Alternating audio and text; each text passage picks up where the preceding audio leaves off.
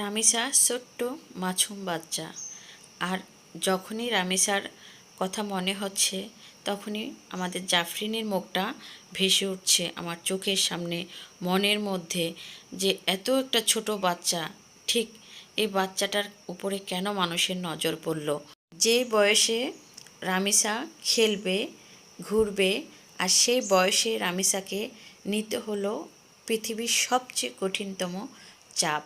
শেষ পর্যন্ত জীবনটাও দিতে হয়েছে ওকে। তো কেন আমরা মনে করতে পারি না যে রামিসা আমার সন্তান, রামিসা আমার ছোট বোন, রামিসা আমাদেরই সন্তান? কেন আমরা এটা ভাবতে পারি না?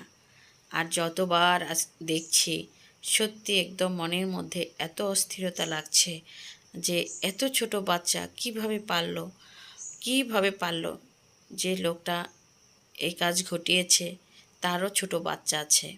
সে বাবা, একজন বাবা হয়ে তার সন্তানকে কিভাবে এত নৃশংসভাবে পৃথিবী থেকে বিদায় দিল রামিসাকে।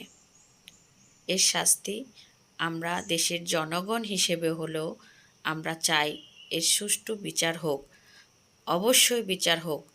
কারণ আমরা রামিসাকে চিনতাম না, জানতাম না, রামিসা আমাদের কেউ না, কিন্তু তবুও ও একটা মাছুম বাচ্চা, ও আমাদেরই সন্তানের মতো।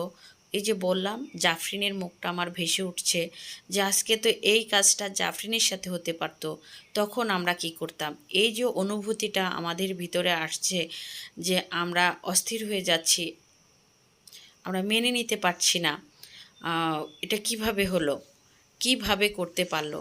এর সঠিক বিচার অবশ্যই আমরা চাই। দেশের আইনের প্রতি আমাদের শ্রদ্ধা আছে, এর বিচার অবশ্যই হবে, এই বাংলার মাটিতেই হবে। আর যেন কোনো রামিসা জীবন দিতে না হয়, ও যেন সুন্দর একটা শৈশব পায়, ও যেন সুন্দর একটা খেলার জায়গা পায়, ও যেন নিরাপদ একটা বাসস্থান পায়, যেখানে সে নির্বিঘ্নে খেলবে, ঘুরবে। কেন আমরা দিতে পারি না? আমাদের মন মানসিকতা কেন এত ছোট? কেন আমরা আমাদের ছোট্ট মানুষটাকে আমাদের সন্তান হিসেবে দেখতে পারি না?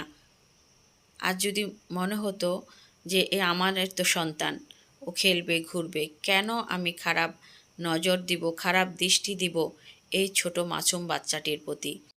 আল্লাহ রামিসাকে বেহেশত নসিব করুক, মন ভরে দোয়া করি মা হিসাবে একজন। আর যে এই কাজ করেছে, পুরুষ নামের নর পশুদেরও আল্লাহ হেদায়েত দান করবেন, যাতে আমাদের সন্তানরা, আমাদের মেয়ে সন্তানরা যেন সুন্দরভাবে ঘুরে বেড়াতে পারে, খেলাধুলা করতে পারে, সুন্দর একটা নিরাপদ শৈশব পায় ওরা। এই ঘাতকের এমন শাস্তি হোক যাতে দৃষ্টান্ত হয়ে থাকে, আর কেউ এমন অন্যায় যেন না করে।